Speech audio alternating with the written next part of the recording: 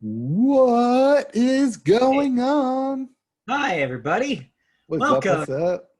to Wednesday, August 26th, 2020. It's the Media Boat Podcast. It's Wednesday night. The feeling's right. You know the deal. The Media Boat feeling's not Podcast. right. It's Sports time. is being canceled. Yeah, well, It's not right. we'll see. We'll We'll see get there. about that in a second. But for now, thank you for joining us. If you don't know what we are, Media Boat Podcast is a podcast about media, specifically movies, television, video games, and music, not necessarily in that order. My name is Matt. His name is Mike. I'm Mike. He's Matt. This is episode Palindrome 242. For two. So let's We get are, to 242 episodes. yeah, I believe it. Yeah. Been a Close while. to a full set of Pokemon. From like 2000. Yeah. Um, From the ones that count. Yeah, so if you tuned in last week, we did kind of a reverse show. This week we'll go back in normal order because there's like no news anywhere this week. So Oh, this will, it was so sparse. We're talking about the dead dog days of summer. yeah, Ugh. this will be a sleepy one. So keep your energy up. I just had a Diet Coke, so hopefully I'll be okay. Thank you. I am rolling with the tide here. Thank you for the good people over at McDonald's. Anyways, Thank you for the good people of University of Alabama. yes, 125 years where legends are made. yes, legends are made. All right, According to the cup, the legends are made there. I believe it. Okay, let's do it. Let's talk about film as we always start. And we're going to skip right to the news stories. Yes, but real quickly, there was box office, And question mark, $4 million? always box office. Yes, $4 million in box office. Yeah. Big news coming up here is that next week, Tenet will officially have some sort of box office. Yeah. But that's next week's show. We'll talk about that and everything regarding that being released next week. Yeah, we'll cover that train wreck when we get to it. Oh god! But first up, It's like I can see it coming. it's like a dramatic the time before the car crash where you can see the car careening towards the wall, And you it's just just have like to in watch. free fall, and you can't do anything. Yeah, But you there's can't still do it. like 30 minutes of stuff going on. Like they But it's realize still in free fall. that thing's gonna make what, maybe $2 million? Like, what do they think it's gonna do? What are they? It'll make a modest 50 million in the US, probably 100 once it's all said and done Yeah, we'll see. worldwide We will see. All right, let's or talk about some other international. things, though. Let's talk about something we're going to talk about twice in the show: the DC fandom. So the fandom will both start and end the show.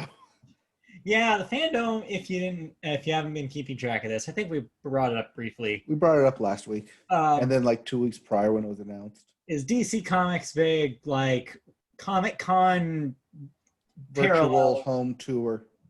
thing where they make all their big announcements? This is movies, TV shows, and video games mostly. But first up, in the film department of the DC universe here, we have some bits for you. First up in these bits, the Flash director, Andy Muschietti, who is also the director behind It Chapters 1 and 2. Well, it and then it chapter 2, but we call them chapter 1 and 2. Yeah, you know what I mean. Yes. Has revealed that Ben Affleck and Michael Keaton will be playing multiverse Batman. Yes, they will both be playing Batman in the film. Ben Affleck will supposedly give Ezra Miller his super suit, but then use the Speed Force to travel back in time or to alternate universe to meet Michael Keaton Batman, Michael Keaton Batman. which may or may not be the same as Batman Beyond Batman. So we make it a third Batman, possibly, if the rumors are true. Whose theory is that? With Terry McGinnis? I'm not familiar with the theory that the Michael Keaton Batman is Batman Beyond. So in Batman the Animated Series, ties into Batman Beyond, and that is the same Batman who grows up to become the mentor to Terry McGinnis, who is Batman Beyond, who is actually a clone of Bruce Wayne. Okay, sure. So comic book logic. So it's based on the assumption that the Batman in the animated series is Michael Keaton Batman. Yes. Okay. I guess that makes sense timeline wise, but still that's weird to me because I'm like, no, in my brain, I have animated Batman as a separate Batman from the film continuities. Yes, it is, but it's also considered Batman mythos. Yeah. Within that whole like big bracket that Here, I'll put it this way. Batman mythos. I'll put it this way. I think of that as Kevin Conroy Batman. Yes. Different. Okay, I believe yes. Different Batman. But I believe the same voice actor voiced both of them. Kevin Conroy?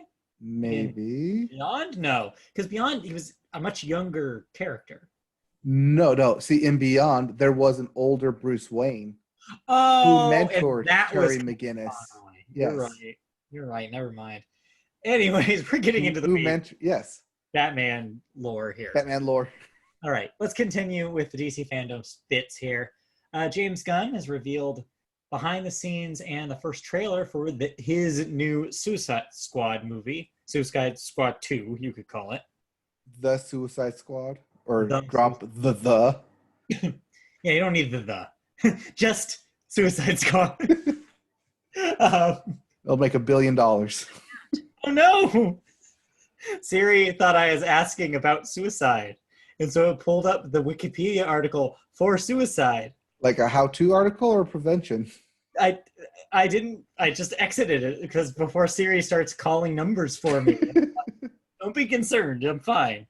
I'm actually but yeah, this trailer dropped and it looked pretty good. I'm interested. Yeah. A lot of characters. Also in the 70s? Prequel maybe? Yeah, but hey, what are you going to do? Watch and enjoy because James Gunn.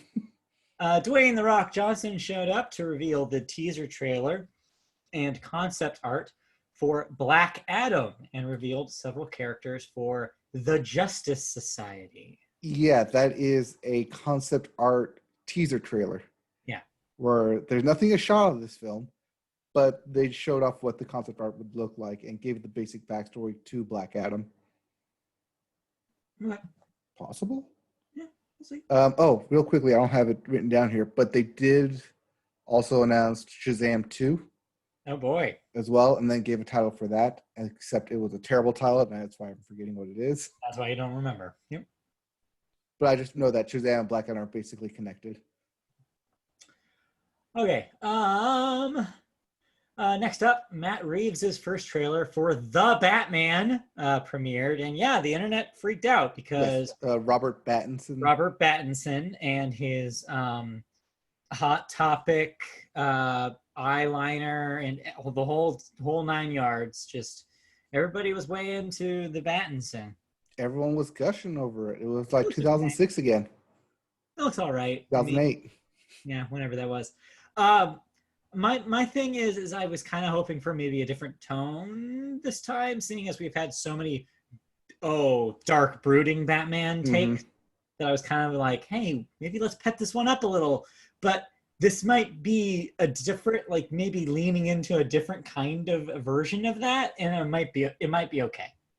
It goes with the Riddler instead of the Joker, and It does lean into more of the mystery and more of the detective side of Batman.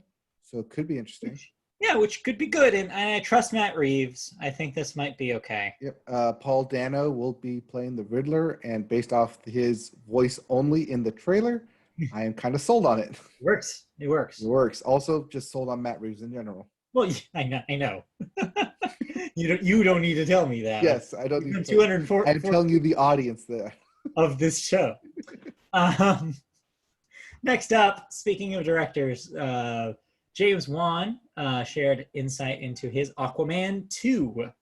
So that's another movie coming soon. Yep. He talked about exploring more of the ocean and said that it's an interesting take because who knows what could be in the depths of the ocean, as he put it. Like, we as people don't even know what's down there. Yes, James Cameron knows. He's seen some ship wreckage, and that's pretty much it. So. Yes, but he'll also show us in Avatar 2, Beneath the Ocean, whenever it premieres. Yeah, whenever that's a real movie.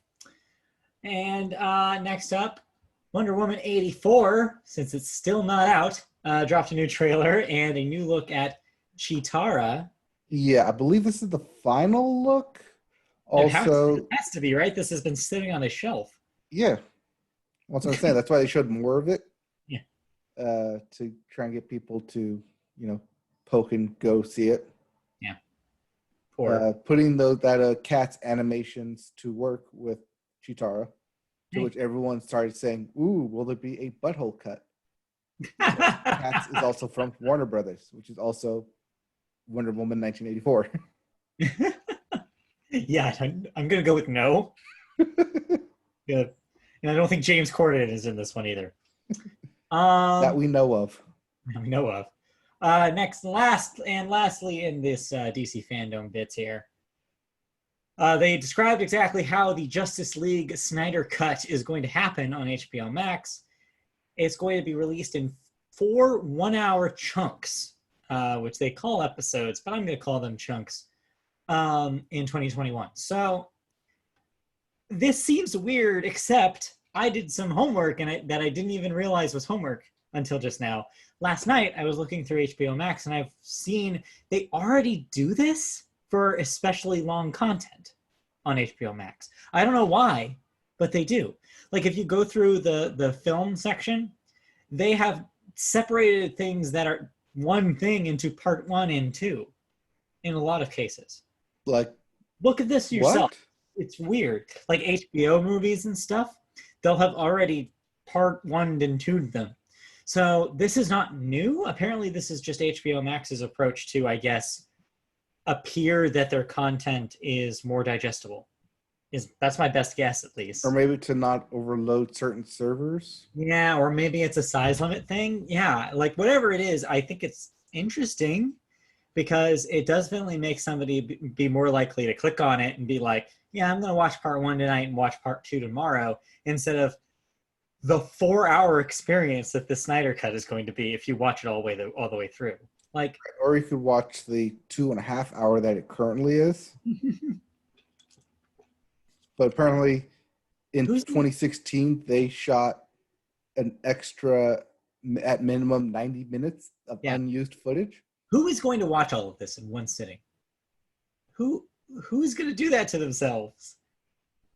Hey, what are you doing here? What are you doing here? Yeah, your hand apparently has other ideas.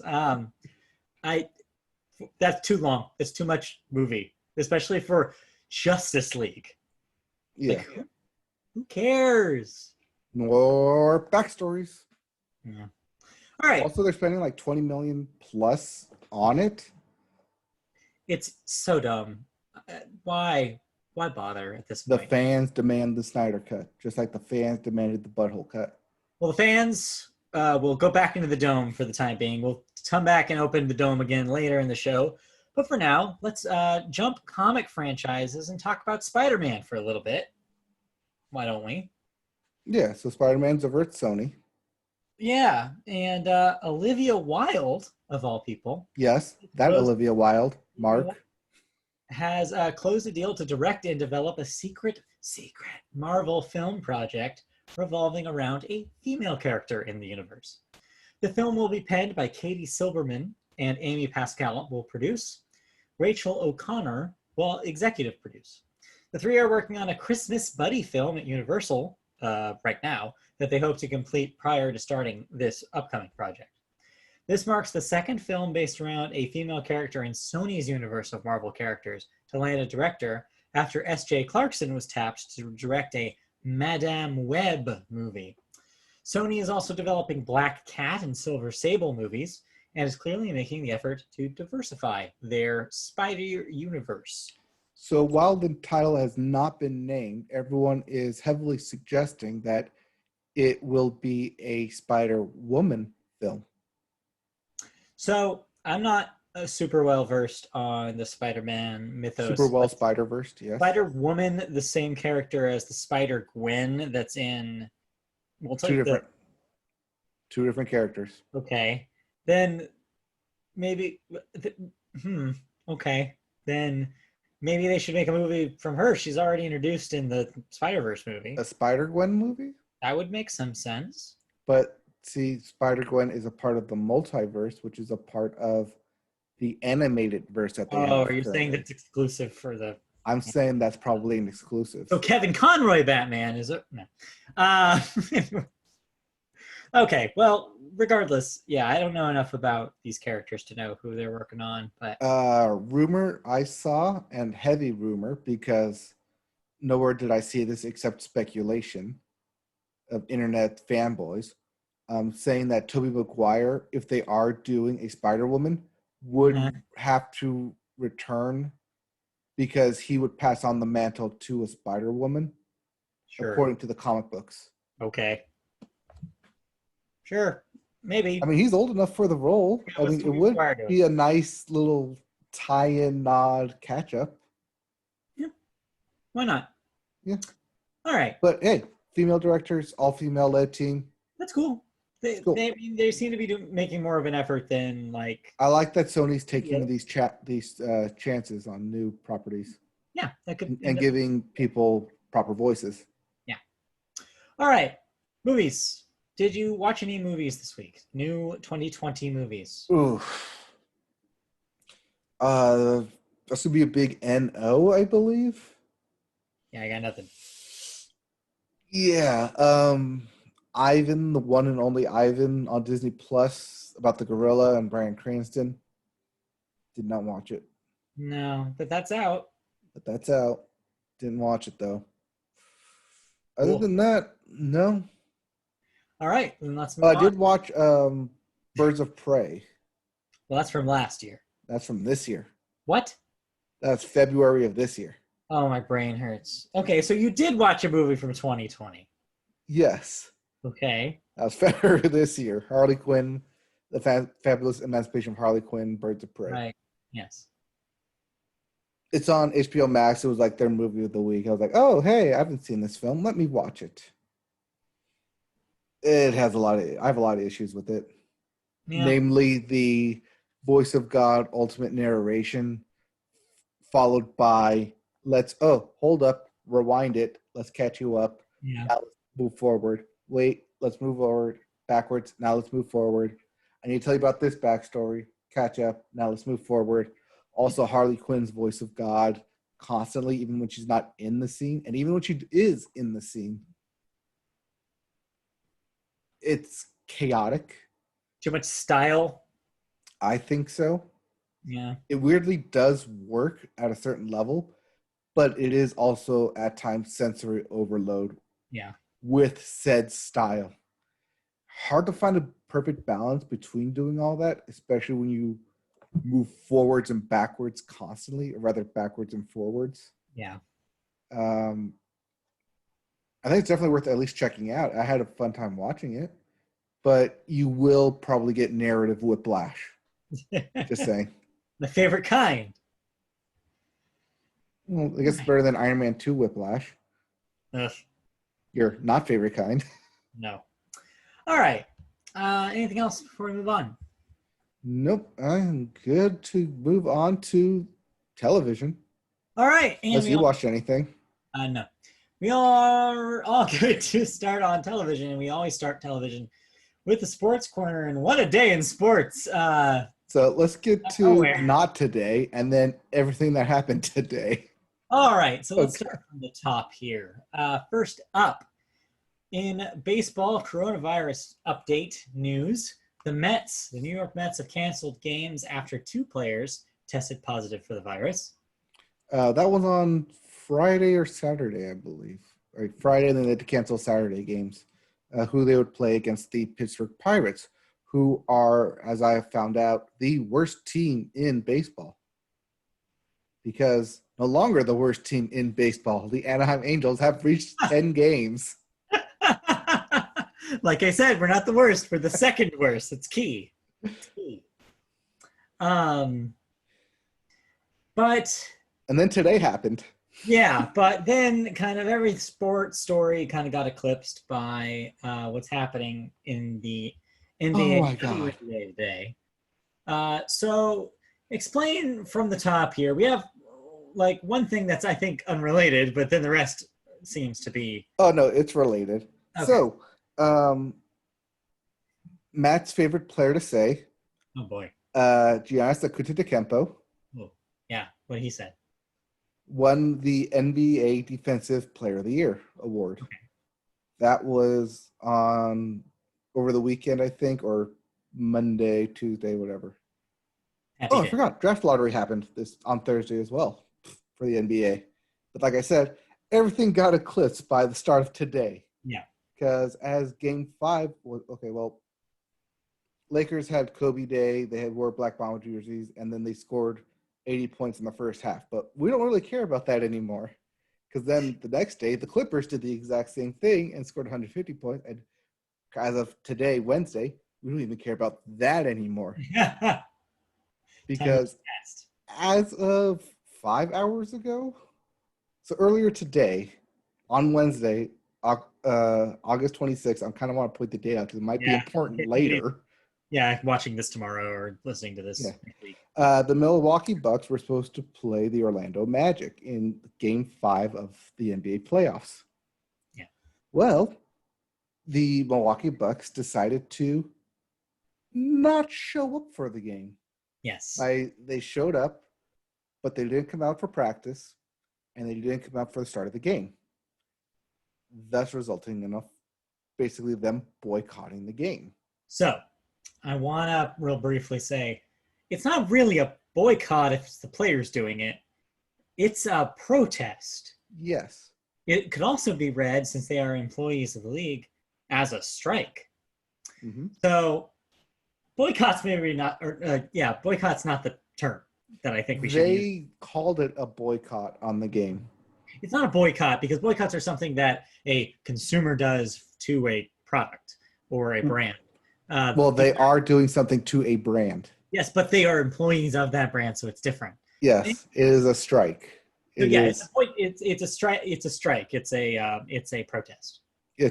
Protest is probably the more appropriate word. Specifically, a protest in support of the memory, he's still alive, but the shooting of that occurred. Yes, Jacob Blake. I was gonna say Black, but yeah, Jacob Blake. Yes. He was shot in the back 8 times. As of yesterday, it was announced that he was paralyzed from the waist down. Yes. Chest down, waist down, one of those two. Paralyzed. Less. And then because this took place in Wisconsin, just outside of Milwaukee, the Bucks, probably led by Defensive Player of the Year, Giannis Antetokounmpo, decided to protest the game because, as we knew going into this bubble, one of the big things for the NBA was social justice and getting the message out about it, and Black Lives Matter, as was painted on the court. Yeah. And then it seems like it's spread out from there. It seems like other teams kind of followed suit. Yes. Then you saw WNBA teams also following suit. Yes. I turned it on immediately as I saw it happening. Yeah. So I expected, afternoon basketball. Wait, what do you mean? Nothing. Immediately following the Bucks and then the Orlando Magic game being postponed to canceled, Chris Paul and Russell Westbrook of the Houston Rockets and the Oklahoma City Thunder got together, both captains on their team. Chris Paul being important because he is currently the president of the NBA Players Association. They got together and then canceled their game in protest / support for Milwaukee. And then the Lakers and the Trailblazers, who were supposed to play tonight's game in like an hour from now, also decided to protest and cancel their game as well. Mm-hmm. And so the NBA had to put out a statement that all games today will be canceled. Yeah. But not of their own accord. Right. Yeah. If the players don't show up to play a game, you can't have a game. Right. But it's amazing how much eyes you can draw by not having a game. Yeah. Because as you mentioned, everyone on Twitter was talking about this thing. And I did see it even had, kind of had some effects on the play calling, as well as some people in the NBA presentation on TNT ended up actually walking off set as well. So yeah, I think it's cool. I think it's cool to see something like that, this where the players realize they have agency, and if they want to make a statement, they totally have the ability to make that statement. Yep. Like, and like you mentioned, that also spreading to the WNBA game. yes, That they're also they're not playing. also being. But in addition to that, the Milwaukee Brewers were supposed to play the Reds in baseball today. Yeah. Also got canceled. Yeah, I could imagine that the baseball players are probably seeing all this happen and be like, "Hey, like we support this cause. Let's." But wait, there's more, because West Coast teams Yep. who have yet to play their game are standing in protest as well, as both the Mariners-Padres game and the Giants-Dodgers game won't be played as more MLB teams join in on this protest. So yeah, I think it's cool in two ways. It's cool because, one, it's proving that this can happen, that the players of these major sports leagues can make a choice like this and be like, no, we all want to protest this thing that we all believe in, and they can do it. And two, it's cool because a lot of eyeballs are going to see this because it's sports. A lot of eyes are on sports right now in this time, because it's one of the few things that's happening that we can all kind of engage in without having to go anywhere. And so a lot of people are going to be like, hey, why isn't my game being played? And they're going to see why, and they're going to be like, oh, okay. And it gives visibility to this tragedy. It gives more voice to these voiceless people that are involved in this. The continuing protests happening in Wisconsin. Right, unless we forget the continuing protests even in Portland, everywhere. Where those have not stopped. Yes. So yeah, yeah. I think it's cool. I think it's an interesting moment. It'll be interesting to see how long this lasts, if this is really just for today. It's interesting because there are games scheduled for the remainder of the week. Yeah. I see tomorrow's games being canceled as well. It'll be interesting come Sunday, 4 days from now. Yeah. If everything got shifted. To start on Sunday again, or it'll also be interesting to see how long it takes for the leagues to try to intervene and try to force players. Right. Because the NBA, as it stands right now, has a very progressive image. Of all the leagues, they're the ones that are basically like, yeah, you can put statements on your jerseys. Yes, we're going to like let you guys basically say things like of the belief system that you have. Like more so than the NFL, more so even than on Monday after the Lakers played, they asked LeBron about it. Yeah. And he was just straight up. Yeah. Like, this is still what we're here for. So I think the NBA as a league should be careful with how they deal with this, because the moment that they say, okay, players, we need you to play some games again so that we can meet our schedule, that's when they will appear to be the villain in this story. And they have to be very, very careful with what they do. They need to be a united front, and I think this is where the captains from each team get together, in their bubble and talk it over. Yeah, that's the other thing, is that they're in a bubble. They can't go very far. So they have to confront this. Yeah, it's going to be like they're there because of the sport of basketball, so they are going to have to play eventually, but it'll be interesting to see. Will they? This game because like I've mentioned before, I think when this bubble started, you can get them to play the game, but can you get them to play the game? Yeah, we talked about that with baseball, which it's turned out that I'm not really sure if the game is being played anymore. I guess it depends on a game-to-game basis, but like there are some games that I'm just like, what's going on out there? Well, you're only watching the Angels games. I was going to say, we are Dodgers, one of the worst. Have outrageous run scoring as well. Yeah, it's a funky season where the Padres are not terrible. So who knows what's happening, right? Like, I don't know. When you have back-to-back 7-inning games, yeah, and in one game, over the course of the game, you score more runs combined, but still end up losing one of those games. Might as well be a baseball game at that point. Did we ever find out what happened to the tacos? They're still unlimited. The Wyatt Masoning has subsided, and some of the players held on to the Wyatt or the Mason. And so you'll have some of the players, like the formerly named Comfort Glover is now Wyatt Glover and stuff like that. So you see residual pieces. But now what can happen, this is the baseball update. Because play did resume on Monday, so we're having a season. But Unlike yeah, the NBA. the new thing this season is something called feedback. It's like the aftermath of the interviews thing that won last time. If the weather is feedback during a game, at the end of the game, players will swap teams. Sometimes, like two players will trade places with each other. Most notably, yesterday or earlier today, I don't remember, fan favorite Hades Tigers player Jessica Telephone got traded back to the Philly Pies today after a feedback. And so everybody was freaking out. It was totally random. Nobody wrote this, but it continues the fan theory that like Jessica Telephone is like protagonist of baseball because she seems to be like everybody's favorite player. Everybody's made such a backstory to her. She's one of the few characters that has an item.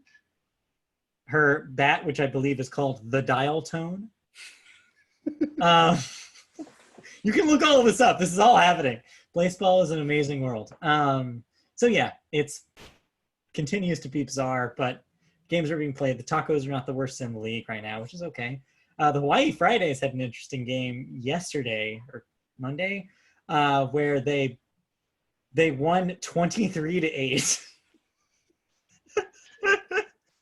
So there you go. That's your baseball update. Congratulations. But in actual sports, the big story is currently, as of right now, the NBA or lack thereof. And how long will they protest until they're either forced to play or at least forced to have a game? So yeah, we'll see. We'll see what happens. We'll keep an eye on that story for y'all. But for now, let's move on to television news. All right, quick fun bits. Let's call them fun bits. Sure. At least as much fun as you think Tiger King was, because the story. Oh, remember when Tiger King was Yeah. in March? Yeah, remember that was how we all began this quarantine, was talking about Tiger King. Well, it's back, but not in reality show form. A Kate McKinnon-led series about Carol Baskin and the Tiger King Joe Exotic, a scripted series, has received a multi-platform series order. The limited series, currently titled Joe Exotic, is now set to air on NBC, Peacock, and USA Network, I guess all at once. In addition, Ethan Frankel from Friday Night Lights and Shameless has boarded the project as writer and executive producer. The show would center on Carol Baskin, played by McKinnon, a big cat enthusiast who learns that fellow exotic animal lover Joe Exotic Shrebvogel is breeding and using his cat to profit. Yeah, right? Gesundheit. She sets out to shut down his venture, inciting a quickly escalating rivalry. So it's a fictional, lighthearted take on the real events. It's based on a true story. This is one of two television projects set in the Tiger King world. CBS Television Studios and Imagine Television. So Ron Howard's up in this joint. CBS All Access, probably. Is developing a series about Exotic with Nicolas Cage attached to play him. I believe that one is based off one of the books written about Joe Exotic, whereas the Kate McKinnon one is based off of the Carol Baskin character. I realize it takes a long time to make these things, but I feel like they really missed when the iron was hot here. Well, you can't really shoot something. I know. I realize. Dock during this. No, Things take time. I know, but it just seems like, do they really think people still care? Or do you think the actors care enough that they're still going to get paid? Coronavirus paychecks. That is true. Yeah. All right, let's talk about our second story here. about a TV service, Apple TV Plus. Yeah, remember Apple TV Plus? It still exists. It's out there. Well, it may be Apple TV Plus Plus Ultra. Ooh. So and that's because they're adding some features, namely an augmented reality feature.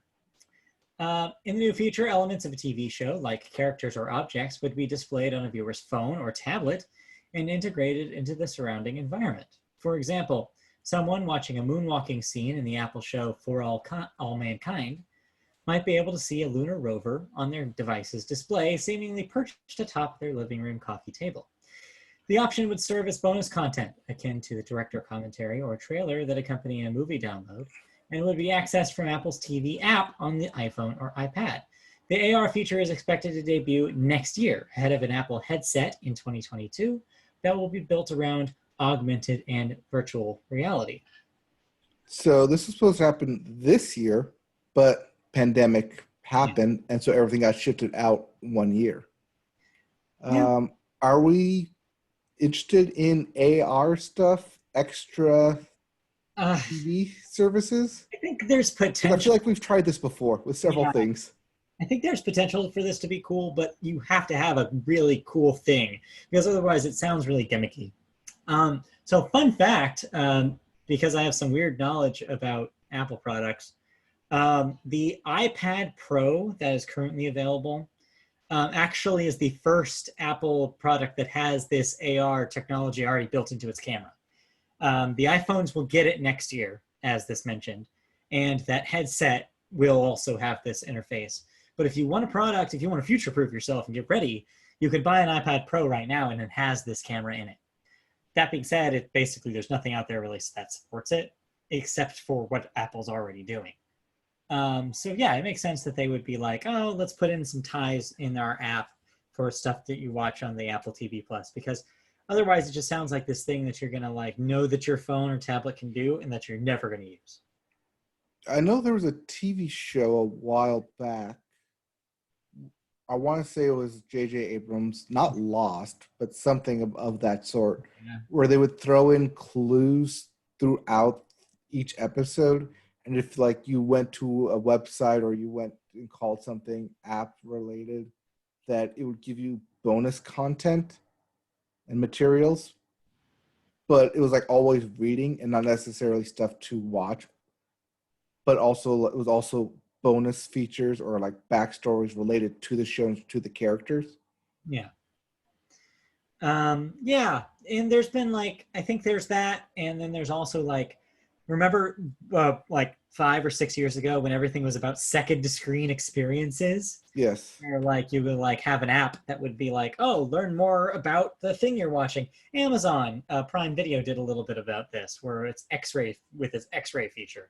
Well, X-ray got built into Prime where you could pull anything up and say, oh, it's this character's here. And like the entire existence of, remember when the Wii U first launched and they had a TV app that basically did stuff like this? So yeah, there's been examples throughout, but really this is probably just Apple being like, well, we created this AR camera technology. What are we going to do with it? And that's why I feel like the headsets is probably the best play, because it's something that you can wear and not think about while it pops up, instead of having to have a phone in your hand, physically point at something, and then, oh, you're reading it through your screen. I mean, we'll see if people are actually interested in using something like that, because if the VR kind of come and go proved anything, is that VR, even though it's cool, it's kind of a gimmick, and it was only really attractive to a niche of people. It was not the mainstream thing we thought. Cough, cough, Google Glass, cough, cough. Yeah, and that was a whole nother disaster.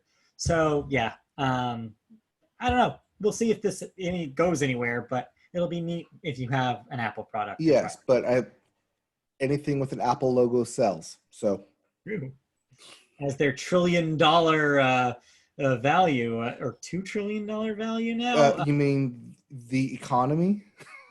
Yeah, basically, it's just Apple and everybody else. It's just Apple. They're just supporting everyone, apparently. All right, let's move on to cancellations and renewals. Real briefly, I did watch Infinity Train, but the finale is apparently tomorrow. Right. They broke it up to 2 episodes. I hate if they go another 2 episodes and then 1 episode. but Infinity Train is still happening. Yep. The creator of the show, Owen Dennis, tweeted out, "Please watch the show. Yeah. If you don't, it may go away forever." Which Yeah, I think is what he said at the end of season 1, 2. I mean, that's the case because that's how Cartoon Network does it. Is that basically if there's just not enough eyeballs on it, they just don't have the budget, so Right. they'll just be like, nah, we'll skip it. So yeah, the more people who watch it, the more likely a second season will, or next season, a fourth season, will happen. So yeah. I think they're calling them books: book 1, book 2, book 3. Yeah. But yeah, any other television that you watched? Amy Schumer Learns to Cook returned. Yep. Still the same content. Still is hilarious. Yep. Still Amy Schumer. Still Amy Schumer. Yeah. Still like watching a mirror. I watched something that I think aired earlier this year, maybe late last year, that I had finally gotten around to doing. I watched the pilot for Aquafina is Nora from Queens. Oh, okay. Yeah, that was technically last year, but this season, this TV season. Yeah, I think it finished its first season this year. Yeah. It's fine, but I didn't feel any need to continue watching the show after the pilot. It's an okay pilot. I feel like they're adhering a little too close to the Broad City formula. I'll say it was supposed to replace the Broad City. It's very much that vibe. The interstitials are very Broad City. It's similar in kind of you're rooting for this underdog kind of like underachieving kind of character. But then it has the twist of Aquafina playing who she is, a young Asian woman. And so you can kind of get the different kind of perspective that lends to the character. And so you get to meet her family and so it's got a little bit of a twist to it, but honestly, it retreads still too much of the same ground as Broad City already did. And at this point, I was hoping for a better hook. Okay. It's fine. It didn't grab you as quickly? Didn't grab me, but maybe it improves after the pilot. I don't know. But I'm not probably going to go through it right now. Speaking of things that didn't grab me, but I'll still take a watch at, Lovecraft Country. Yeah. Which has been on HBO. I have not watched it. Okay. By the time next week rolls around, we will have 3 episodes out. Yeah. I will watch all 3 episodes because I think then I'll have a better understanding of what this is. Yeah. And then I'll have my thoughts on it. But but going through 1 episode or 2 episodes, as far as I can tell, it's basically a WTF is going on mystery show. Yeah. And also horror, which I'm not a big fan of. Yeah. But I think 3 episodes into it, I can at least get a good grasp on it. Yeah, that was kind of my vibe too. I was just like, this isn't for me, but people seem to be talking about it a lot right now. So we'll have that for us next week. All right. Well, then if that being the case, let's move on to cancellations and renewals. All right. What am I no longer watching? You're no longer watching Drunk History on Comedy Central, as after 6 seasons, it has been canceled. So we reported that it got a 7th season. They're no longer in production for a 7th season. Yeah, because production. So yeah, it's gone. But hey, there's enough Drunk History out there. I think it had a pretty good run. Yep. It also got Emmy nominated this past season, so it could go out on a high note. Capper. Apple TV Plus has renewed Ted Lasso, which I believe premiered last week, its first season, for a 2nd season. So Jason Sudeikis keeps on making stuff. Yep. Peacock is bringing back Hitmen for a 2nd season. That is also in the midst of its first right now. I watched the trailer for that, and I might check this out, but it also has a very British vibe to it. So it is a British, like Intelligence. Yeah. Or Central Intelligence, whatever that was. It was just Intelligence, but yeah. It was just Intelligence, yeah. That may or may not be comedy for me. Speaking of comedy or lack thereof, this next one I didn't actually know was still on. Tosh.0. So I think it got delayed and canceled and then brought back. Oh, okay. Because I thought this thing had ended a while ago. It has finally really, really been canceled after 12 seasons. That's too many seasons. It's 12. 12. It's a dozen, but not a baker's dozen. Not a baker's dozen. Didn't make it there. Next up, Netflix has canceled I Am Not Okay With This after one season. I guess they weren't okay with it. Nope. Netflix also canceled The Society after first season. I guess they realized that we live in a society. And then Penny Dreadful, City of Angels got canceled after one season on Showtime. No more Penny Dreadful. I'm Sorry, got canceled after 2 seasons on True TV. And I think that also was scheduled for a third, but then got canceled. And then lastly, Altered Carbon on Netflix, also canceled after 2 seasons on there. Again, I think it's canceled after its first season, then brought back, and then now it's canceled again. So, bye. Yeah, that's it for cancellations and renewals, which means I toss this metaphorical volleyball over to you. And we are going real smoothly into this episode. Yes. As we start with music. And when we start music with the Billboard, and we always start the Billboard with the Hot 100. All right, what's hot? WAP. WAP, WAP, WAP. Do I have to say the full name? WAP. WAP. Wet ass pussy. Okay, you say it. I WAP by Cardi B featuring Megan Thee Stallion is your number 1 song this week. No. Once again. Number 2, Laugh Now, Cry Later by Drake featuring Lil Durk. Yep, Lil Durk. All right. Number 3, it's Da Baby featuring Roddy Ricch. You didn't say it was Rockstar, but yes, it's implied. Well, yeah, that's why I said it's Rockstar. Rockstar. At number 4, Blinding Lights by The Weeknd. Once again. And at number 5, What's Poppin' by Jack Harlow featuring Da Baby, Tory Lanez, and Lil Wayne. Yep. As for your albums chart, your Billboard 200, guess who's back on top? Bill. Folklore by Taylor Swift. Once again, your number 1 album. 4 weeks at number 1. Count them. Not in a row, though. Yeah. Number 2, Shoot for the Stars, Aim for the Moon by Pop Smoke. At number 3, Legends Never Die by Juice WRLD. I think I had to explain to someone this past week that Juice WRLD was dead. Yes. No, because VMAs. I think VMAs are happening and they were nominated. It was like, what? Yeah. Real quickly, VMAs on Sunday. Yeah, that's going to be weird. No audience, but still Moonmen? I guess, yeah. I have MTV now, so I guess I can watch it. There's also supposed to be a new performance by Miley Cyrus, who last time she was on the VMAs took a foam finger and spanked. Yeah, let's not. Robin Thicke. Not think about that too much.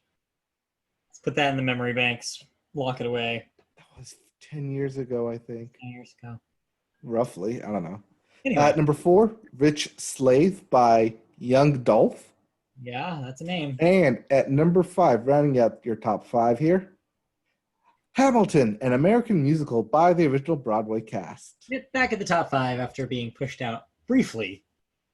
Yep. It's this year's Moana, just like it's that year's The Greatest Showman, just like it was that year's whatever was the musical before that. Frozen, probably. Yeah, probably. But yeah, that's your Billboard. Those are your albums chart. If you didn't like any of those albums, we have new releases. All right. What am I listening to this week? I don't know what you're listening to this week, but here are the new releases. We have Whole New Mess by Angel Olsen. Yep. Energy by Disclosure. That's all caps Energy. Yes. Spell My Name by Tony Braxton. Yes, that Tony Braxton. O-N-I? Yes. B-R-A-X-T-O-N. Did I do it right, Tony? Tony Braxton. Tony Braxton. Anyway. We also have Got to Be Tough by Toots and the Maytals. Never not a funny name. Maytals? No, Maytals. Maytals. We also have Plum by Widow Speak. Yep. I think we have that Dua Lipa Club Remix album. Yeah, I think that's week. actually out this year. Or this week. And your big release this week, looking for a number one, but will not get it. Smile by Katy Perry. Yeah, this is her comeback on top of a comeback, since the last comeback failed to come back. I've heard it described by early reviews as boring. So we'll see how this ends up for her. That does not bode well. No, it doesn't. I guess one of us should listen to it for next I'll week. probably listen to this. It's also, speaking of Katy Perry, this week is the 10th anniversary of Teenage Dream. Yeah, Teenage Dream. Yeah, so still not a teenager. That record. The record's She still was. not a teenage dream. He was older than a teenager, actually. But yeah, that was 10 years ago. This week, we asked the question, do you ever feel like a plastic bag? Drifting through the wind. Do you? Hoping to start again. I guess now that's considered littering. Are you a firework? Because, baby, you're a firework. Yeah. Anyway. Watching you work. All right. Well, speaking of things at work and things that don't work, Yeah. President Trump and TikTok are still at it. Yeah, this is a follow-up story because it was really slow in music this week. Yeah, it was. Has President Trump exceeded his legal authority in issuing an executive order that would ban TikTok in the U.S.? Says. The Chinese-owned video app company said in a lawsuit Monday against said administration. Yeah. That's because Trump's ban is, quote, not based on a bona fide national emergency and authorizes the prohibition of activities that have not been found to pose an unusual and extraordinary threat as required under U.S. law. Yeah. That TikTok alleges in the lawsuit.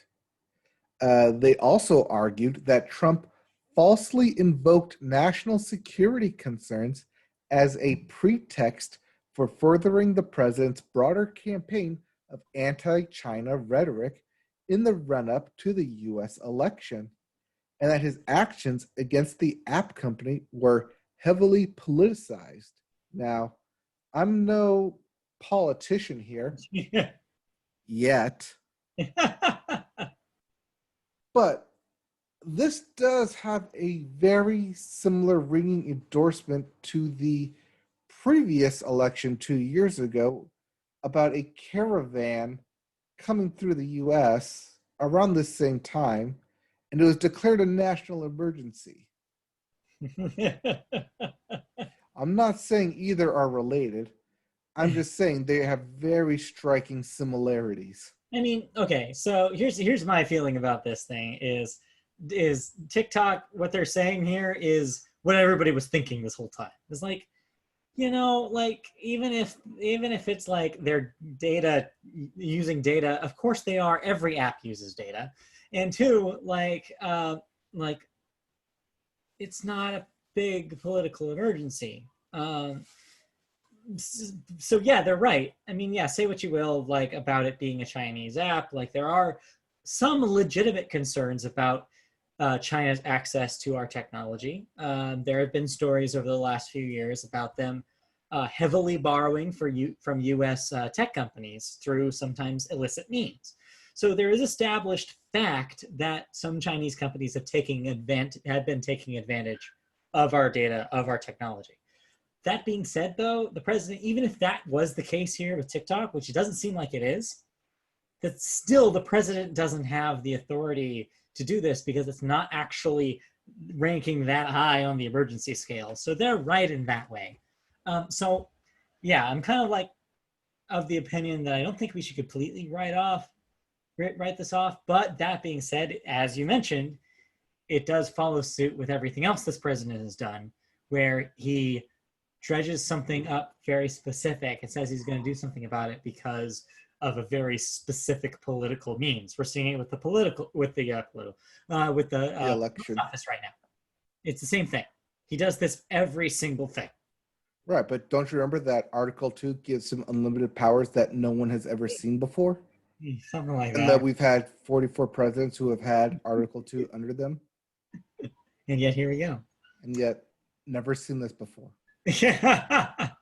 So yeah, I don't know. It's just interesting to kind of see like that there's a lawsuit being placed against the thing. I don't actually think there's anything going to come out of this because I think is what we said last time or 2 weeks ago when this was talked about. the talks about Microsoft purchasing TikTok have also gone away out of nowhere. So I don't know what's Right, and happening. notice that their stock had plummeted because of it. So I don't know what's happening with any of that yet, but I guess we'll keep an eye on this story and inform you as it develops. Yep. Moving on into other stories. We could have been up for an award. Maybe. I don't know. Possibly. But the iHeartRadio Music Award telecast, which had originally been set to air on Fox on March 29th, has finally been officially canceled for this year. Yeah. With the winners instead now slated to be unveiled on radio stations and social media over the 4-day Labor Day weekend. The new plan was announced by iHeartMedia on Monday morning, where the company said the winners will be rolled out on what it calls an exclusive weekend-long radio and social media special taking place September 4th through the 7th, Labor Day weekend, on its 840, that's right, 840 stations, as well as the standard social platforms. The would-be March 29th telecast had been set to be hosted by Usher from the Shrine Auditorium in LA. Nominations were announced back on January 8th, which will have left contenders in suspense for nearly 8 months by the time the Labor Day roll call occurs. Yeah. So we have been waiting in suspense for our name to be called. This thing seems like small potatoes, especially considering that the VMAs, as you mentioned, are happening this weekend and arguably are the bigger award show. Well, they've been around longer. But it's just the pure ridiculousness of the story, which is why I included it, which is that this thing was supposed to happen in March, and they just kept pushing it back, thinking eventually they'd be able to do their whole, like, have everybody perform thing. And they just figured out that they're giving up. They gave up. We just can't do it. Yeah. So, yeah. So they're going to give the awards much away like the NFL, which announced that they weren't no longer doing fans in their stadiums. iHeartMedia could also no longer have fans and have their award show. Yeah, but like no one's gonna care. I mean, no one already cared, but now extra, no one's even gonna hear who wins. I'll care if I win. Until there's like a recap article. Right. Because nobody's commuting anymore. So when are you gonna hear the radio? And in little bit news, follow-up from last week regarding Britney Spears. Yeah. Her sister, Jamie Lynn Spears. Is it still Spears? I don't know if she got married. I don't know. But her sister, Jamie Lynn, has become the executor of her estate, I believe. Okay. That will happen, I saw earlier today. Okay. So that is the follow-up on the Britney Spears. Cool. That sounds like her sister's in charge. Yeah, that sounds like good news. Yep. The main reason she wanted it is because she wanted to make sure that her kids would have been taken care of. Yeah. And it being her sister, being her nieces and nephews. Yeah. Yep. Aunt Jamie is now in control, or at least has a majority stake in what gets said. Yeah, I could go for a majority stake right now. Oh, so majority stake in treats? Hmm. So I've been putting on random Hell's Kitchen episodes via Peacock TV because I don't know what I want to watch. Yeah. So I'll just put on Hell's Kitchen while I'll wait for an hour for something else to come on. It's good. Yeah. Why not? Why not? All right. Speaking of why not, and stuff that happened in the early 2000s that I watched and listened to and adored. Yeah. The Killers put out a new album. They do. So this thing was supposed to happen months ago. Was one of the many albums that was delayed because of coronavirus. Finally out this week. called Imploding the Mirage. Now, Now, was this always the title? I I feel think like that so. got changed I think this was always the title. because it feels very apt for where we're at right now. Yeah. See, I kept thinking because it's also the name of a track on the album, and the whole Yes. time it was playing, I was thinking like, do they mean like a metaphorical mirage, or do they mean the Las Vegas hotel, the Mirage? Because they are from Las Vegas. Yes, I know I that. kept imagining the Mirage imploding. Did it actually Did it? Did that happen?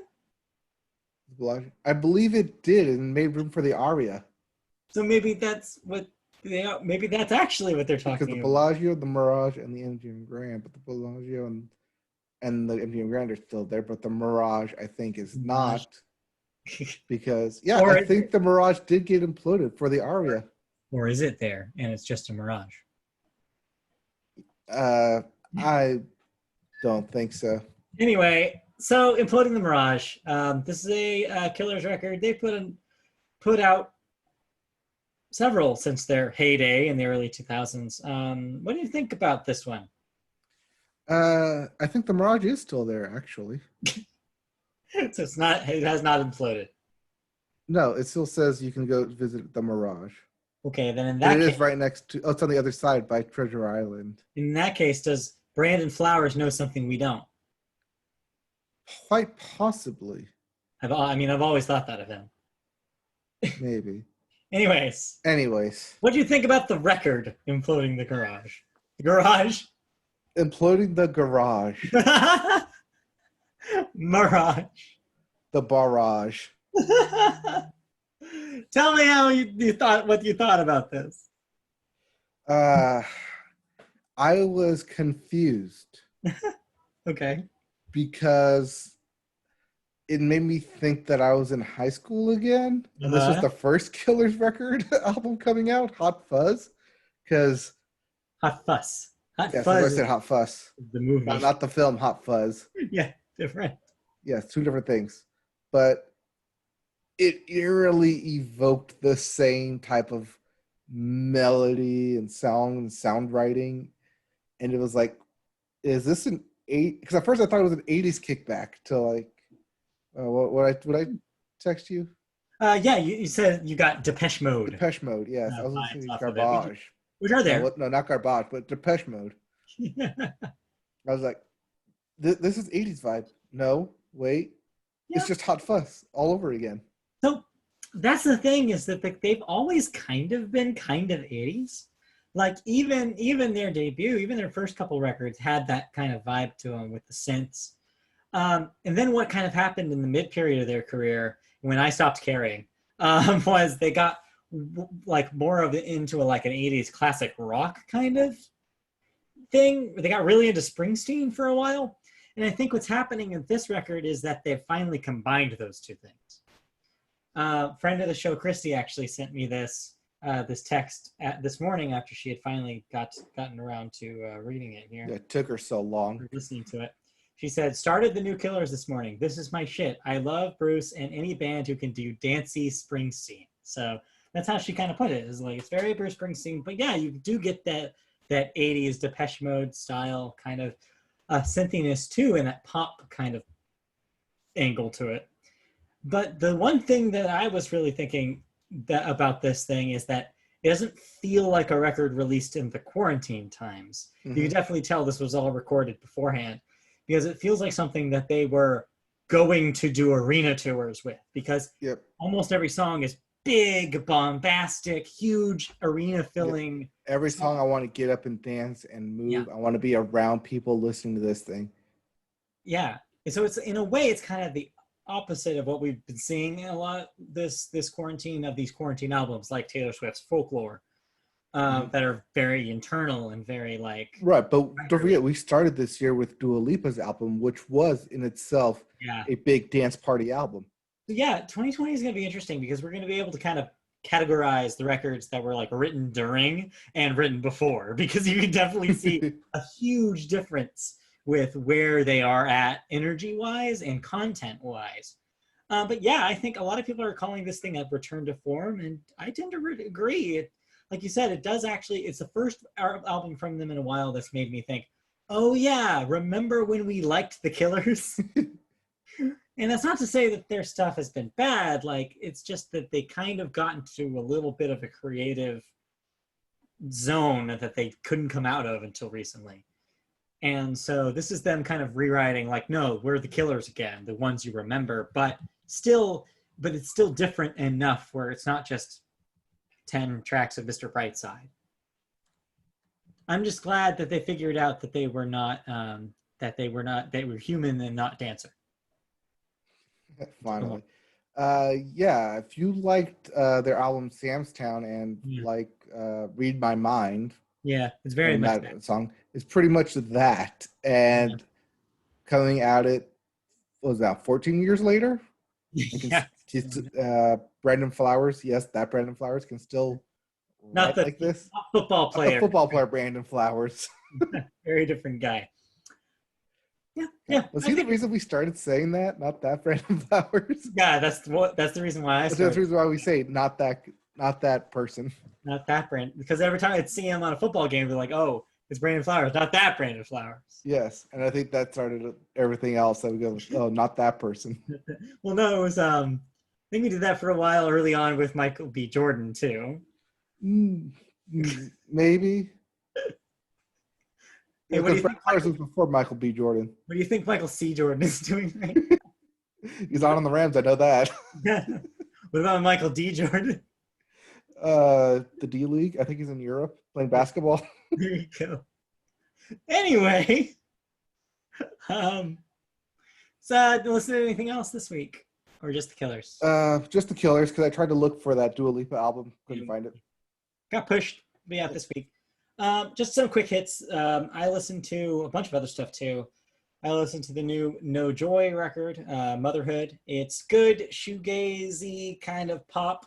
It's like really interesting. If you're into that kind of thing, you're probably saying, "What is shoegaze?" Don't worry about it. I also listened to the new Bright Eyes, which is their first in like almost a decade. It sounds like Bright Eyes. People who are big fans of Conor Oberst will be happy. I also listened to the new Bully. They're kind of a 90s influenced band that sounds like What If Nirvana, but like crunchier guitars and a speedier rhythmic tempo, and a woman as the vocalist, and it's really, really good. I think it's their best record yet. What else? I think that's it. I think that's all I listened to this week. Okay. But yeah, it was a good music week. That's good. I figured out the other name. Choreographer extraordinaire, Mandy Moore. Yes, not that Mandy Moore. That's the one where that comes from. That's the one. Yeah, not that Mandy Moore. All right. Let's move on. Why don't we? All right, then let's move right on to our final segment here. Video games. And we start with new releases, including Windbound for the PlayStation, Xbox, Switch, and PC. Mm-hmm. Wasteland 3 for the PlayStation, Xbox, and PC. Nexomon: Extinction for the PlayStation, Xbox, Switch, and PC. I was going to ask what Nexomon were, but then I was like, oh, I don't need to. They're all gone. Yep. Just extinct. Boom. Erased. All the questions deleted. All the questions I had about Nexomon was answered by the title of the Nexomon game. We also have Captain Tsubasa: Rise of New Champions for the PlayStation, Switch, and PC. Eri and the Secret of Seasons for the PlayStation, Xbox, Switch, and PC. Mm-hmm. Crusader Kings 3 for the PC. And Iron Harvest for the PlayStation, Xbox, and PC. So slow release week because the thing that's not here, that's the big release, is actually Madden 21, but we talked about last week. But yes, Madden is out to everybody this week. Yep. But as we mentioned last week, if you got the pro version, it was available. So that's why we called it last week and not this week. I'm actually pulling up Origin real quick to see if I have access to Madden this week. But yeah, while I'm doing that, Let's hop right into video game news, Waldo. And we're going to start with news from today's Nintendo Mini Direct. And we're going to start with this because they started with something that I was expecting, not expecting, and then happily surprised to see. And that is Kingdom Hearts Melody of Memory, which got another trailer. Yes. More importantly, got a release date of November 13th confirmed, coming to the Switch, which November 13th, hip hip hooray. It's about the time I usually buy a new video game anyways. Yeah, that still looks kind of cool. As somebody who doesn't care about Kingdom Hearts, I am interested in it as a rhythm game.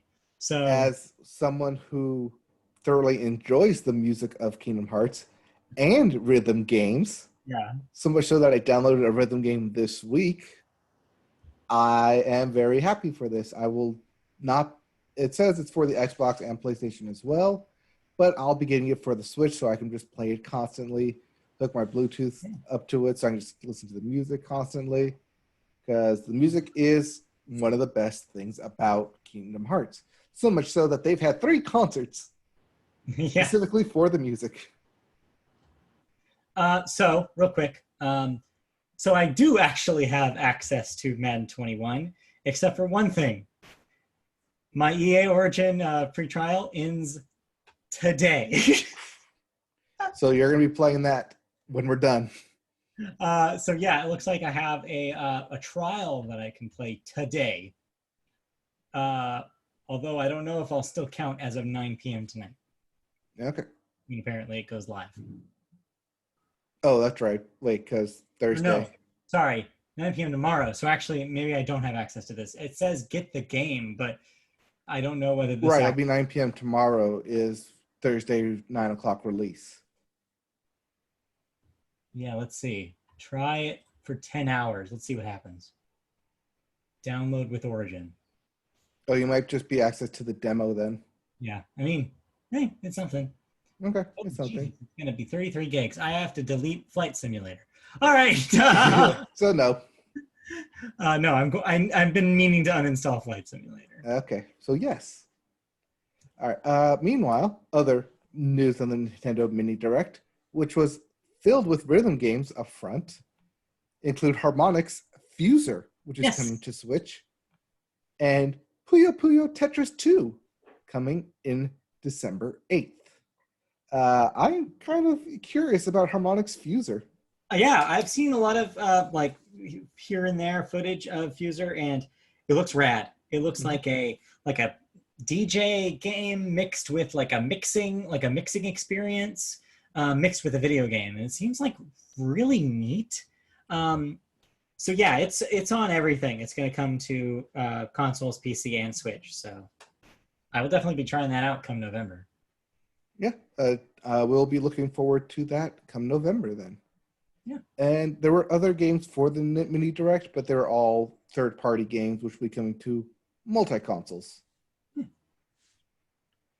And with that brings us to our last story of today. And as we mentioned at the start of this podcast episode, we started with DC fandom. We're going to end with DC fandom. Oh.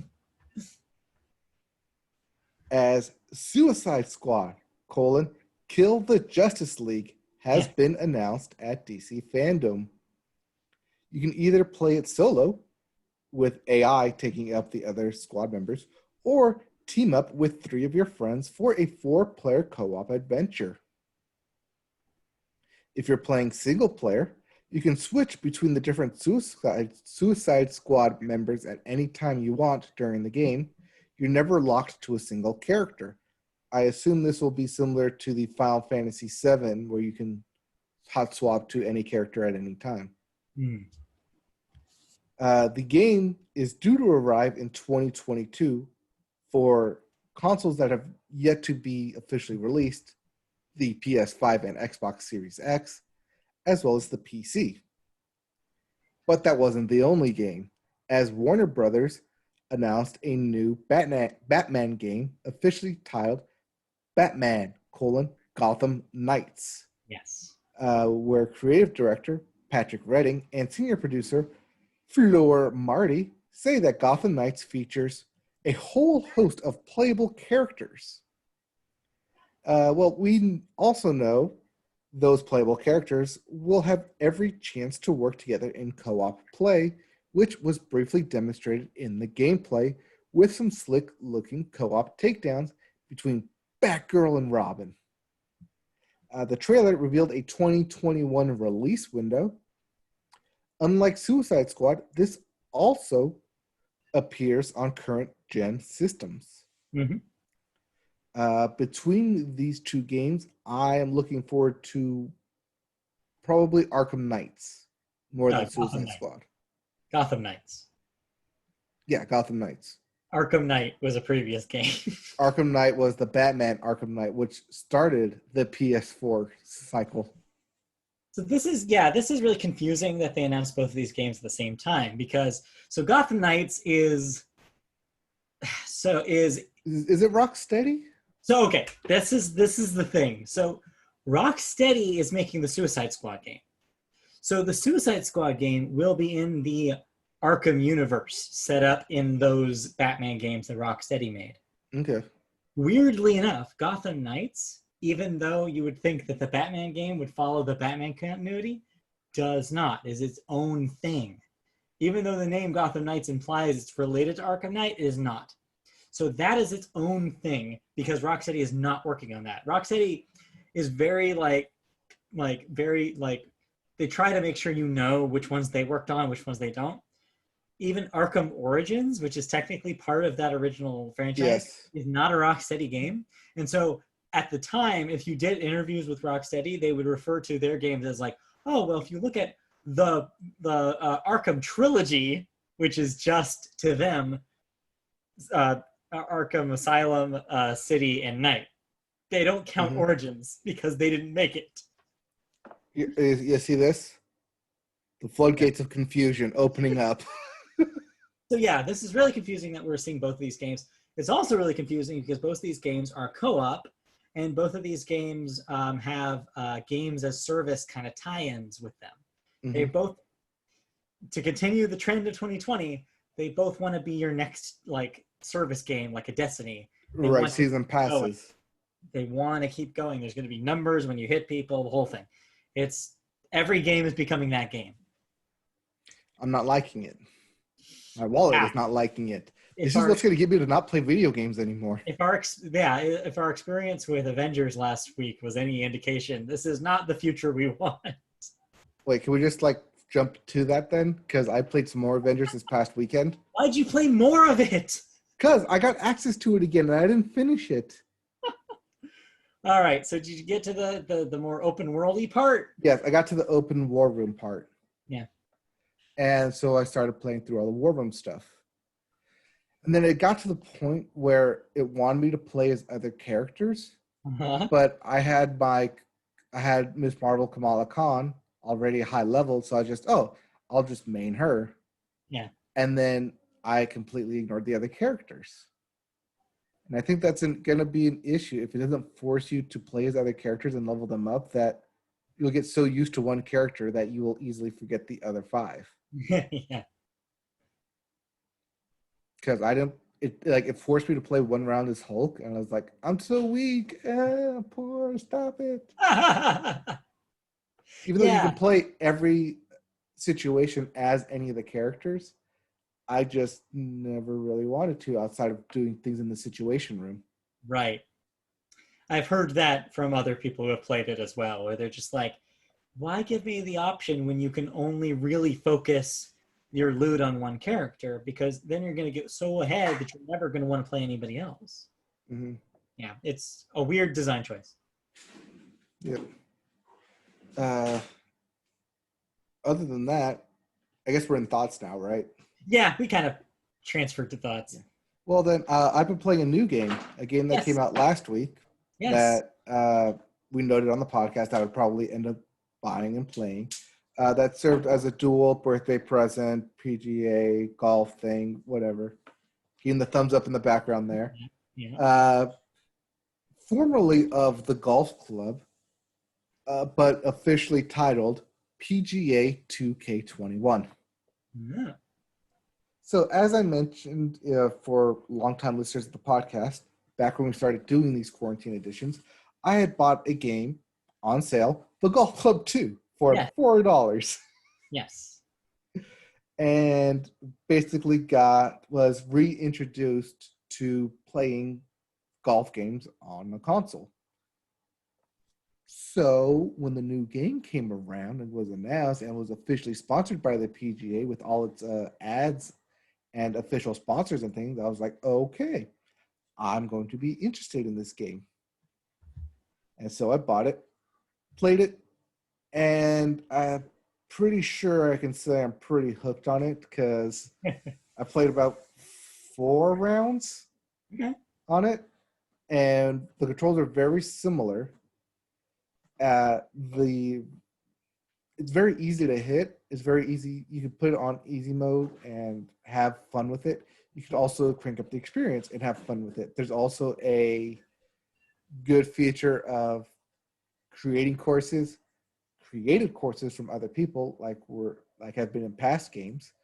Several of the courses that they have pre-made and pre-installed are really good. Some really challenging. Some are really fun. Like the crowd simulations that they have going on through it, and it plays like a really fun golf game. Cool. I haven't gotten in. I've played 1 round of the solo career mode, but it's basically just play it, get your sponsorship, unlock more gear. That is the one thing I will say that I do not like about this game, is that if you unlock the gear, unlike in previous games, or like in Golf Club 2, and I guess previous games, where if you unlock a gear, you unlock it and then you can change the color of it. Here, the color is what you're paying for with the style. Yeah. It's kind of sucks. Granted, it's not that much, but still, it kind of sucks. Or you buy something, but you still can't change the color. But created features are hilarious. I've created Mr. Laker as my character. Mainly because I created him on Kobe's birthday and he was on my mind. I was like, hey, Mr. Laker. Mm-hmm. But it's a fun game. If you're into that golf scene, I suggest picking up this game. This would be the game that's going to be heavily updated for the next year and a half, possibly 2 years. It is PGA sponsored, so you can play against actual PGA characters. Okay.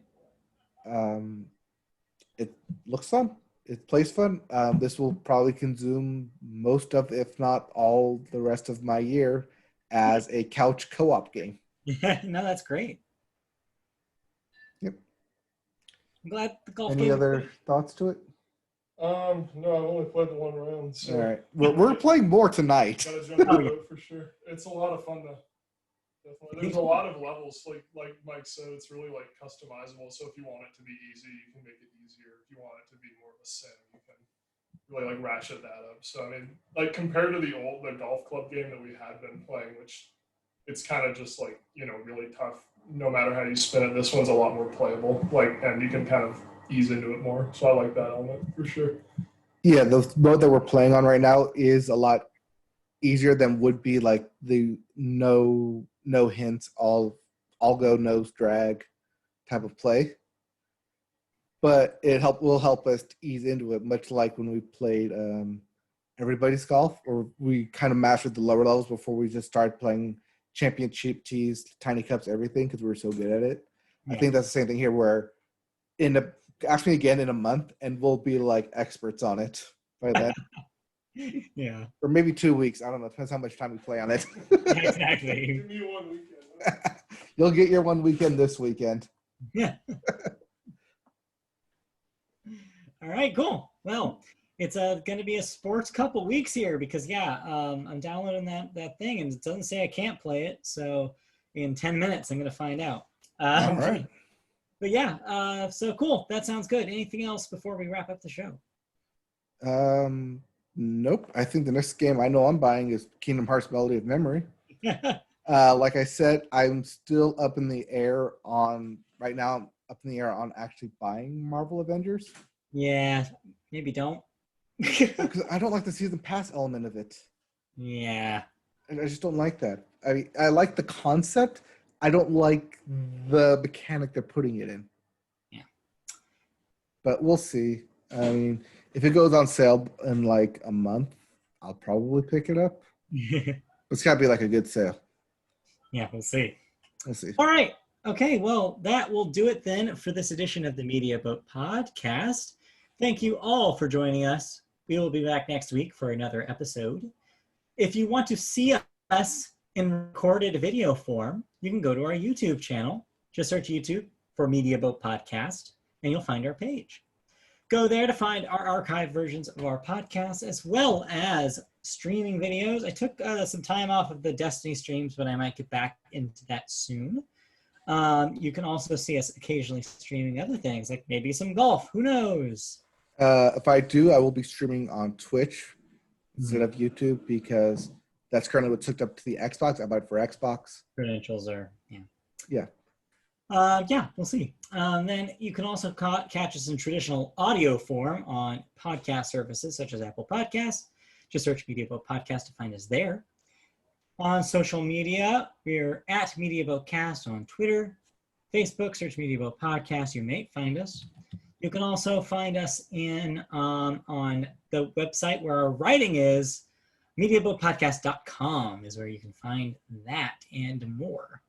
So thanks for joining us. We'll be back next week for another episode. But for now, have a good, nice, safe week. And we'll see you. Thank you all for tuning in. We'll be back next week with more episodes, more thoughts, and more things to talk about. Hopefully, box office Tenet. I'll do Shenanigans next week.